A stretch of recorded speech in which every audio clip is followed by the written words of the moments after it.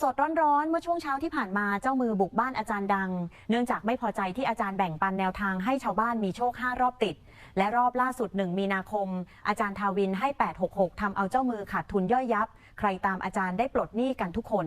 เมื่อช่วงเช้าอาจารย์ทาวินไม่ทนออกมาโพสต์ผ่านช่องTikTokส่วนตัวฝากไปถึงเจ้ามือไปฟังกันค่ะ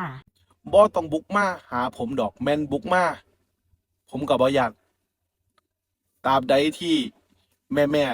หน้าคลิปหน้าช่องที่ติดตามผมนี่ยังเป็นหนี้เป็นสินยังบ่มีกินมีใช้ยังบ่มีเงินจุนเจือครอบครัวผมก็สิบ่เซาแบ่งปันรอบที่แล้ว866ผมพาแม่ได้ปลดหนี้ได้ปลดสินคันหมู่เจ้ากล้าเป็นเจ้ามือเป็นหยังหมู่เจ้าคือบ่กล้าจ่ายเขาหาเงินมาก็ลำบากแล้วมาซื้อนำหมู่เจ้าก็จ่ายเขาโลดรอบนี้เด้อ16 มีนาผมบ่อยากให้พลาดคันไผที่ติดตามผมอยู่อยากไปต่ออยากได้